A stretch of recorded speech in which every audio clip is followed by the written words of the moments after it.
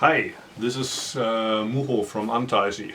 Yesterday we finished our February session, which was comparatively warm. Most of the time we had temperatures over freezing point, so that a lot of the snow melted away. Right now I would say we have 30 or 40 centimeters of snow, but it just started again to snow heavily this morning, and the weather forecast says it's going to continue to snow for a couple of days, so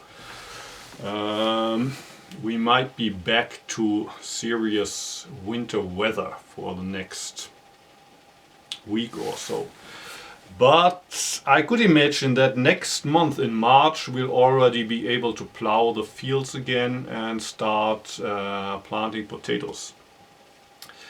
But then again, it can be quite dangerous when you feel kind of safe and already think winter's over and you start making plans for spring.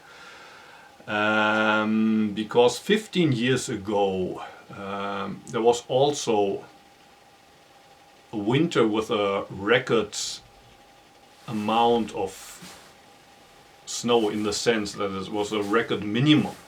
There was almost no snow, but that was the winter when my teacher died while clearing the road with a bulldozer.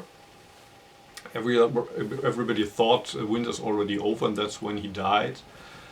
And I became his successor at the time.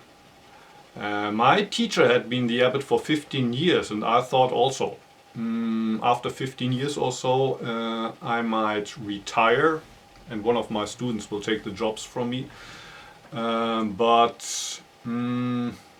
for some reason it seems that I haven't been quite successful in training a student yet. So I still hope that maybe in a couple of years there's going to be somebody who's going to take the job from me. There's a famous saying by Confucius that says, I had my heart set to learn when I was 15, and I stood firm when I was 30. When I was 40 I had no more doubts, and I knew the will of the heavens at age 50. At 60 my ears were attuned, and at 70 I could follow my heart without breaking any rule. In my case, I first came into contact with the Zen at 16, and pretty soon I knew that's what I want to do. And I started to learn Japanese. I came to Antaisi. I trained with my teacher for almost a decade until I was 33.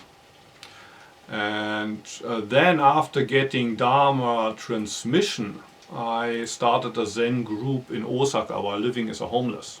So for me that meant standing on my own feet, being a Zen teacher in my own right. But then 1 year later, at 34, that's when my teacher died. I succeeded him as the abbot, but during the first couple of years I had really almost no idea what I was doing, about what the job is about in the first place, and only after I turned 40. So in a way it was just a little bit like in the case of Confucius. After turning 40 I stopped having doubts about my role as an abbot. Became more, well, self-assured. And now I'm still 48. I will turn 49 next month, but according to the old Japanese custom I would be already 50. In Japan in the old days you were 1 when you were born, and then after next new year, so you're 2. That's why people say Dogen died at age 54, when actually he was born in 1200 and died in 1253. But still after according to the old Japanese counting, you're always usually about 1 year older than you really are, kind of in the Western sense. So anyway, I would be 50 now in old Japan, and according to Confucius, I should know by now the will of the heavens. I wish I knew the will of the heavens. But one thing that changes at this time of life, I think, is when you're young, you have a lot of ideas what you want to do with your life. Or maybe you don't. Maybe you don't know what to do with your life, but at least you think you should know. You create your life. And at this point of life, it's less about what you want to do with life and more about what life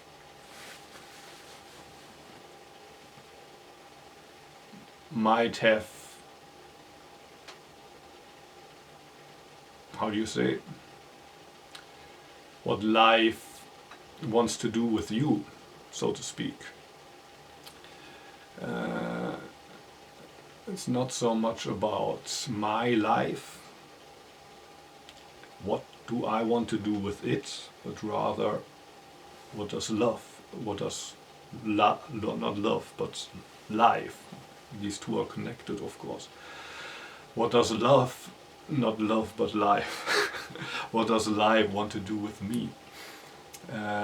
So this decade from 50 to 60, I might want to find that out and attune my ears, so that hopefully at age 60 I can say with Confucius, now my ears are attuned, I'm able to listen, and maybe hopefully at 70 follow my heart without breaking a rule.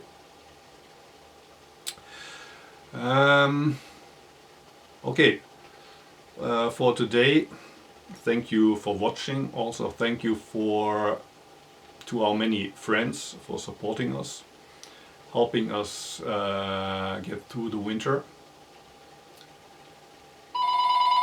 And I hear the telephone ringing, so I will stop now. Have a good day.